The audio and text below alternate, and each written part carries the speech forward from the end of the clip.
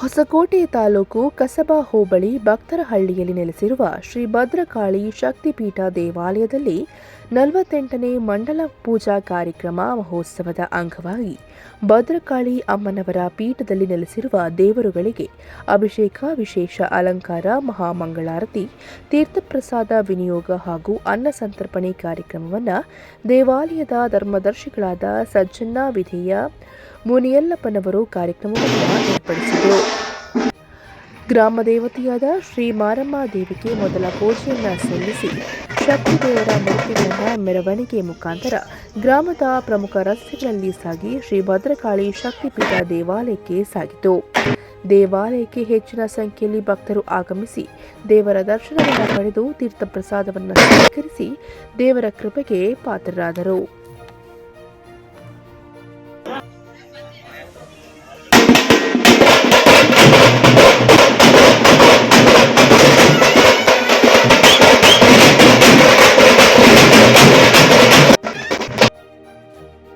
ನೋಡಿ, ನಾನು ಮನುಷ್ಯನ ನಂಬೋದಕ್ಕಿಂತ ದೇವರ ನಂಬತ್ತೆ ಆಸ್ತಿ. ಆದ್ರೆ ಒಳ್ಳೆ ಗುಣ, ಒಳ್ಳೆ ಸತ್ಯ ಇದ್ರೆ ಮಾತ್ರ ಅಂಬರೀಷ್, ಇಲ್ಲ ಅಂದ್ರೆ ಇವತ್ತ ಮಂಡ್ಯ ಅಷ್ಟೇ. ಆದ್ರೆ ಈ ಸನ್ನಿಧಿ ಇವತ್ತಲ್ಲ ನಾಳೆ ಲಕ್ಷಾಂತರ ಜನ ಬರ್ಬೇಕು. ಈ ಗುರುಜಿ ನಮ್ ಕೈಯಲ್ಲಿ ಸಿಗಲ್ಲ. ಸ್ವಾಮಿಗಳೇ ಅಂತ 1000 ಜನ ಮಧ್ಯೆ ಕೈ ಎತ್ತಿದ್ರು ಅವ್ರು ನಮ್ಗೆ ಕಾಣಿಸ್ತಾರೆ. ಆ ಮಟ್ಟಕ್ಕೆ ಶಕ್ತಿ ಆ ದೇವರೇ ಭಕ್ತರಿಗೆ ಕಳಿಸ್ಕೊಂತಾರೆ. ಏನು ಕಷ್ಟ ಆದ್ರೂ ನಾನು ಮೇಲಿಂದ ಏನು ಕಳಿಸ್ತೇನೆ, ಸುಮಲತನ ಕಳಿಸ್ತೇನೆ, ಎಲ್ಲಾರನ್ನ ಕಳಿಸ್ತೇನೆ. ಒಳ್ಳೇದಾಗಿ ನಮಸ್ಕಾರ ಬರಲ್ಲ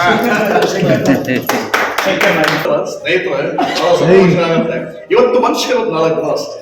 ಹೊಳ ಇರುತ್ತೆ, ಆಸ್ತಿ ಇರುತ್ತೆ, ಸಂಪತ್ತು ಇರುತ್ತೆ, ಎಲ್ಲ ಕೂಡ ಇರುತ್ತೆ. ಆದ್ರೆ ಒಳ್ಳೆ ಭಕ್ತಿ ಕೂಡ ಇರಬೇಕು. ಆ ಭಕ್ತಿ ಈ ಒಂದು ಊರಲ್ಲಿ ಭದ್ರಹಳ್ಳಿಯಲ್ಲೇ ಈ ಭದ್ರಕಾಳಿ ದೇವಸ್ಥಾನ ತಾಯಿ ಆಶೀರ್ವಾದ ಎಲ್ಲರೂ ಸಿಗಲಿ, ಎಲ್ಲರೂ ಚೆನ್ನಾಗಿ ಬದುಕಿ ಬಾಳಿ ಅಂತ ಹೇಳ್ತಾ ಎಲ್ಲಾಂತ ಮುಗಿಸ್ತಾ ಇದ್ರಿ. ಮತ್ತೊಂದು ಜನ್ಮ ಅಂತ ಇದ್ರೆ ಹೊಟ್ಟಿ ಕ್ಷೇತ್ರಕ್ಕೆ ಬಂದೇ ಬರ್ತಿದ್ರು.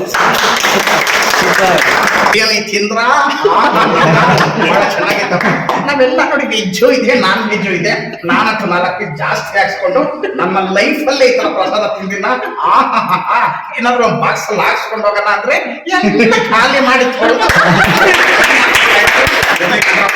ಪ್ರಸಾದಕ್ಕಿಂತ ಇಲ್ಲಿ ಭಕ್ತಿ ಜಾಸ್ತಿ. ಕಾಮಿಡಿ ನಟ ಅಂದ್ಮೇಲೆ ಕಾಮಿಡಿ ಡೈಲಾಗ್ ಹೇಳ್ಬೇಕಲ್ಲ. ನೋಡ್ರಪ್ಪ, ಇದು ಫೋಳಲ್ಲ ಕಣೋ. ಜಿಗ್ನಿ ಹೋಬಳಿ ಪಿ ದೊಡ್ಡಪಿಳ್ಳಪ್ಪ ಅವರು ಮಾತಾಡ್ತಾ ಇದ್ದೀನಿ. ಇದೇ ರೀತಿ ಈ ತಾಯಿಯಿಂದ ಈ ದೇವಸ್ಥಾನಗಳು ಈ ಗ್ರಾಮದಿಂದ ಎಲ್ಲ ಜನಗಳು ಸೇರಿ ಅವ್ರಿಗೆ ಕೋಆಪ್ರೇಟ್ ಮಾಡಿ ಒಳ್ಳೆ ಇನ್ನೂ ಇಂಪ್ರೂವ್ಮೆಂಟ್ ಮಾಡಲಿ ಅನ್ನೋ ನನ್ನ ಅಭಿಪ್ರಾಯ. ಆ ಮನುಷ್ಯನಿಗೆ ಎಲ್ಲರೂ ಸೇರಿ ಸಹಾಯ ಮಾಡಬೇಕು. ನಿಮ್ಮಂಥವರೆಲ್ಲ ಸೇರಿ ಎಲ್ಲ ನಾನು ಕೇಳ್ಕೊಳ್ಳೋದು ಇಷ್ಟೇ. ಧನ್ಯವಾದ. ನನಗಿಷ್ಟು ಕೊಟ್ಟು ಪರಿಹಾರ ಅನ್ನೋದು ಕಟ್ಟಿಟ್ಟ ಬುತ್ತಿ ಅಂತ ನಾನು ಹೇಳ್ತೀನಿ. ನಾನೇ ನಿಮ್ಗೆ ಸಾಕ್ಷಿಯಾಗಿ ನಿಂತಿದ್ದೀನಿ. ಉದಾಹರಣೆಗಳು ವಿಡಿಯೋಗಳಲ್ಲಿ ತುಂಬಾನೇ ಹೇಳಿದ್ದೀನಿ, ಒಂದಲ್ಲ ಎರಡಲ್ಲ ಅಂತ. ಎಷ್ಟೋ ಸಮಸ್ಯೆಗಳನ್ನ ನಾನು ಪರಿಹಾರ ಮಾಡ್ಕೊಂಡಿದ್ದೀನಿ, ಮಾಡ್ಕೋತಾನೂ ಇದ್ದೀನಿ. ನಾವ್ ಈಗ ನಂಬಿರೋದು ಏನು ಅಂದ್ರೆ ಇದ್ರೂ ಇಲ್ಲೇ ಸತ್ರೂ ಇಲ್ಲೇ ಅನ್ನೋ ಸ್ಥಿತಿನಲ್ಲಿ ನಾವು ನಿಂತಿರೋದು. ಯಾಕೆ ಅಂದ್ರೆ ಅಷ್ಟು ಪ್ರಯೋಜನ ನಾನು ಪಡ್ಕೊಂಡಿದ್ದೀನಿ. ಮುಂದಿನ ದಿನಗಳಲ್ಲಿ ನನ್ನ ಮಗುನೂ ಸಹ ತೋರಿಸ್ತೀನಿ. ಅಮ್ಮ ಹೇಳ್ದಂಗೆ, ವಾಗ್ದಾನ ನೀಡ್ದಂಗೆ ನಾವ್ ಯಾವುದೇ ಪರೀಕ್ಷೆ ಮಾಡ್ಸಿಲ್ಲ. 1.5 ತಿಂಗಳಲ್ಲಿ ಇನ್ನೂ ಅವಾಗ ಕನ್ಫರ್ಮ್ ಆಗಿದ್ದು. ಅಮ್ಮ ಹೇಳಿದ್ದು, ನಿನ್ನ ಮನೇಲಿ ನಾನು ಬೆಳಗ್ತೀನಿ, ಹೆಣ್ಮಗುನೇ ಕೊಡ್ತೀನಿ ಅಂತ. ಹೆಣ್ಮಗುನೇ ಕೊಟ್ಟಿದ್ದಾರೆ. ಇವತ್ತಿಗೆ ಒಂದು 28 ದಿನ ಆಗಿದೆ ಅಷ್ಟೇ ಮಗುಗೆ. ಅದರಿಂದ ತೋರಿಸ್ತಾ ಇಲ್ಲ ಅಷ್ಟೇ. ಮುಂದಿನ ದಿನಗಳಲ್ಲಿ ಖಂಡಿತವಾಗ್ಲೂ ತೋರಿಸ್ತೀನಿ. ಬರುವಂತ ಭಕ್ತಾದಿಗಳಿಗೆ ನಂಬಿಕೆ ಇಟ್ಟು ಬನ್ನಿ. ಇಲ್ಲಿ ಗುರುಗಳ ಉಪದೇಶದಂತೆ ನಿಮ್ಮ ಜೀವನನು ಉದ್ಧಾರ ಮಾಡ್ಕೊಳ್ಳಿ. ಸುಖ, ಶಾಂತಿ, ನೆಮ್ಮದಿನ ನಿಮ್ಮನೆಯಲ್ಲೂ ಕಂಡ್ಕೊಳ್ಳಿ ಅಂತ ಹೇಳಿ ನಾನು ಈ ಮೂಲಕ ಹೇಳಕ್ ಇಷ್ಟಪಡ್ತೀನಿ. ನಮಸ್ತೆ, ನನ್ನ ಹೆಸರು ರೂಪಶ್ರೀ ಅಂತ ಹೇಳ್ಬಿಟ್ಟು. ನಮ್ಮೂರು ಬಂದು ಹಂದೇನಹಳ್ಳಿ. ಇಲ್ಲಿ ನಾನು ಸುಮಾರು 10 ವರ್ಷದಿಂದ ಬರ್ತಾ ಇದ್ದೀನಿ. ನಾನು ಅಮ್ಮನ ನಂಬಿದ್ದೀನಿ. ಮತ್ತೆ ನಮ್ಮ ಜೀವ ಇರೋವರೆಗೂ ನಾವು ಅಮ್ಮನ ನಮ್ಗೆ ಮನೆ ಇದ್ದಿಲ್ಲ. ನಾವಿವಾಗ 3 ಪೋರ್ಷನ್ ಮನೆ ಕಟ್ಟಿದೀವಿ. ಮತ್ತೆ ಅಮ್ಮನ ನಂಬಿದೀವಿ. ಎಲ್ಲಾನು ಅನುಕೂಲ ಮಾಡ್ಕೊಟ್ಟಿದ್ದಾಳೆ ತಾಯಿ. ನನ್ನ ಹೆಸರು ಅಶೋಕ್ ಕುಮಾರ್ ಅಂತ. ನಾನು ಬಂದ್ಬಿಟ್ಟು ಹೆಬ್ಬಗುಡಿಯಿಂದ ಬರ್ತಾ ಇದ್ದೀನಿ, ಬೆಂಗಳೂರಿಂದನ. ನನಗೆ ಕಾಳಿ ಆರಾಧನೆ ಬಗ್ಗೆ ತುಂಬಾ ಇಂಟ್ರೆಸ್ಟ್ ಇತ್ತು ಮೊದಲಿಂದಲೂ. ಒಬ್ಬ ಗುರುಗಳನ್ನ ಹುಡುಕ್ತಾ ಇದ್ದೆ ನಾನು. ಆ ಗುರುಗಳನ್ನ ಹುಡುಕ್ತಾ ಇರ್ಬೇಕಾದ್ರೆ ಅದೇನ್ಗೋ ನನಗೆ ಗೊತ್ತಿಲ್ಲ, ಒಂದು ಸಣ್ಣ ವಿಡಿಯೋ ತುಣುಕು ಸಿಕ್ಕಿ ನನಗೆ. ನಾನು ಇಲ್ಲಿಗೆ ಬಂದೆ. ಇಲ್ಲಿಗೆ ಬಂದಾದ್ಮೇಲೆ ಗುರುಗಳನ್ನ ದರ್ಶನ ಮಾಡಿದೆ, ನನ್ನ ಸಮಸ್ಯೆಗಳನ್ನ ಹೇಳ್ಕೊಂಡೆ. ಫಸ್ಟ್ ಟೈಮು ಗುರುಗಳು ನನ್ನ ಮತ್ತೆ ಒಂದು ಆಶೀರ್ವಾದ ಮಾಡಿ ಕಳಿಸಿದ್ರು ಅಷ್ಟೇ. 2ನೇ ಟೈಮ್ ಬಂದಾಗ ಅದೇನು ಇದಾಯ್ತು ಗೊತ್ತಿಲ್ಲ. ನಾನು ಅಮ್ಮನಲ್ಲಿ ಕೇಳ್ಕೊಂಡೆ, ನನಗೆ ಗುರುವಿನ ಅನುಗ್ರಹ ಬೇಕು ಅಂತನ. ಅದು ನಾನು ಹೆಂಗೆ ಬೇಡ್ಕೊಂಡಿದ್ನೋ ಹಂಗೆ ಸಿಕ್ತು. ಅದಾದಮೇಲೆ ನನಗೆ ನೋಡಿ 10 ವರ್ಷದ ಮಗ ಇದ್ದಾನೆ. ನನಗೆ 2014 ಇವನು ಹುಟ್ಟಿದಾಗ ನಮಗೆ ಮಗ ಒಬ್ಬನೇ ಹುಟ್ಟುತ್ತಾ, ಮತ್ತೆ ನಮ್ಮ ಮನೆಯವ್ರಿಗೆ ಏನಾಯಿತು, ಆರೋಗ್ಯ ಸಮಸ್ಯೆ ಶುರುವಾಯಿತು. ಗರ್ಭಕೋಶದಲ್ಲಿ ಒಂದು MM ಇತ್ತು. NH ನಾರಾಯಣ ಹೃದಯದಲ್ಲಿ ನಾವು ಟೆಸ್ಟ್ ಮಾಡಿಸಿದಾಗ ಅಲ್ಲಿ ಡಾಕ್ಟ್ರ್ ಹೇಳಿದ್ರು, ಗಡ್ಡೆ ತೆಗ್ಸಿದ್ರೆ ಮಾತ್ರ, ಇಲ್ಲ ಗಡ್ಡೆ ಜೊತೆಲೇ ಮಗು ಬೆಳೀತದೆ, ಅವಾಗ ಎರಡನ್ನೂ ರಿಮೂವ್ ಮಾಡ್ತೀವಿ ಅಂದರು. ಮತ್ತೆ 3 ತಿಂಗಳು ಬಿಟ್ಟು ಸ್ಕ್ಯಾನ್ ಮಾಡಿಸಿದ್ರೆ ಗಡ್ಡೆ ಒಂದು ಮುಷ್ಟಿ ದಪ್ಪ ಆಗೋಗಿತ್ತು. ಇನ್ನೊಂದು ಡಾಕ್ಟರ್ ಹೇಳಿದ್ರು, ಈ ಗಡ್ಡೆ ಬ್ಲಾಸ್ಟ್ ಆಗೋ ಚಾನ್ಸ್ ಇರುತ್ತೆ, ತೆಗಿಸ್ಲೇಬೇಕು ಅಂದ್ರು. ಆವಾಗ ವಿತ್ ರೆಕಾರ್ಡ್ ಇದೆ ನನ್ನ ಹತ್ರ, ಮೆಡಿಕಲ್ ರೆಕಾರ್ಡು. ಹಾಗಾಗ್ಬಿಟ್ಟು ಏನಾಯ್ತು, ನಾವು ಇನ್ನೊಂದು ಆಸ್ಪತ್ರೆಯಲ್ಲಿ ಆಪರೇಷನ್ ಮಾಡಿಸ್ದೆ ನಾನು, ಇಲ್ಲಾಂದ್ರೆ ಮಕ್ಳಾಗಲ್ಲ ಅಂತ ಹೇಳಿದ್ರು. ಆಪರೇಷನ್ ಮಾಡಿಸಿದ್ಮೇಲೆ ಮಕ್ಳಾಗೋ ಚಾನ್ಸು ತುಂಬಾ ಕಮ್ಮಿ ಅಂತ ಹೇಳ್ಬಿಟ್ರು. 80% ಆಗಲ್ಲ, ಇನ್ನು 20% ಏನೋ ಚಾನ್ಸ್ ಇರ್ಬೋದು ಅಂತ. ಮಕ್ಳಾಸನೆ ಬಿಟ್ಬಿಟ್ಟಿದೀವಿ ನಾವು. ಆಮೇಲಿಂದ ಬಂದು ನಮ್ಮ ಮನೆಯವರು ಇದು ಮುಟ್ಟಾಗೋದೆಲ್ಲ ಸ್ವಲ್ಪ ತಡ್ಕೊಳಕ್ಕಾಗಲ್ಲ, ನೋವು ಅಂತ ಹೇಳಿದಾಗ ಗರ್ಭಕೋಶ ತೆಗಿಸ್ಬಿಡೋಣ ಅಂತ ಹೇಳಿದ್ರು. ಹೆಂಗನಾಗ್ಲಿ ಗುರುಗಳು ಹೆಂಗೂ ನಮಗೆ ತುಂಬಾ ಪರಿಚಯ ಇದ್ದಾರೆ, ನಮ್ಮ ಕುಟುಂಬದ ಆಗು ಹೋಗು ಎಲ್ಲ ಕೇಳ್ಕೊಂತಾರೆ. ಗುರುಗಳ ಹತ್ರ ಒಂದ್ಸತಿ ಕೇಳೋಣ ಅಂತ ಗುರುಗಳ ಹತ್ರ ಬಂದು ಕೇಳಿದ್ವಿ. ಅಮ್ಮ ಹೊರಟಿದ್ರು, ಪ್ರಶ್ನೆ ಇಟ್ರು ಅಮ್ಮನ ಹತ್ರ ಗುರುಗಳು. ಒಂದೇ ಮಾತು, ಅಮ್ಮ ಬಲ ಸುತ್ತು ಬಂದು ಯಾವುದೇ ಕಾರಣಕ್ಕೂ ಆಪರೇಷನ್ ಬೇಡ, ನಾನಿದ್ದೀನಿ, ನಾನು ಮಗು ಕೊಡ್ತೀನಿ ಅಂದ್ರು. ಗೊತ್ತಿರ್ಗ ಗುರುಗಳು ಯಾವ ಟೈಮು ಏನ್ ಕಥೆನೆ, ಇನ್ನು 1 ತಿಂಗಳು ಬಿಟ್ಕೊಂಬಂದು ನೋಡು ಅಂದ್ರು. ಅಷ್ಟೇನಾ, ನಾವು ಹೋಗಿ ಇನ್ನೊಂದು ತಿಂಗಳು ಬಿಟ್ಟು ಟೆಸ್ಟ್ ಮಾಡಿದಾಗ ಪಾಸಿಟಿವ್, ಅವ್ರಿಗೆ ಪ್ರೆಗ್ನೆನ್ಸಿ ಆಗಿದ್ರು. ಮತ್ತೆ ಒಂದೂವರೆ ತಿಂಗಳಾಗಿತ್ತು.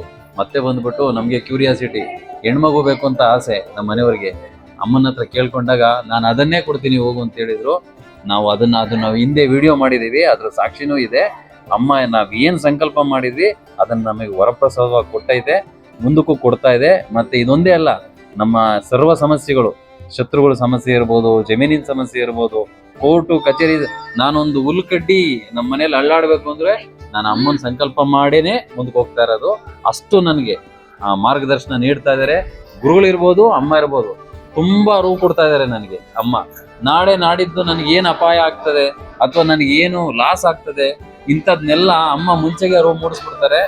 ನನಗೆ ಇಲ್ಲಿಗೆ ಬರಕ್ ಶುರು ಮಾಡಿದ್ಮೇಲೆ ತುಂಬಾ ಲಾಸಸ್ ಕಮ್ಮಿ ಆಗಿ ನಾವು ತುಂಬಾ ಚೆನ್ನಾಗಿದ್ದೀವಿ, ನಾವು ಕುಟುಂಬ ತುಂಬಾ ಚೆನ್ನಾಗಿದ್ದೀವಿ.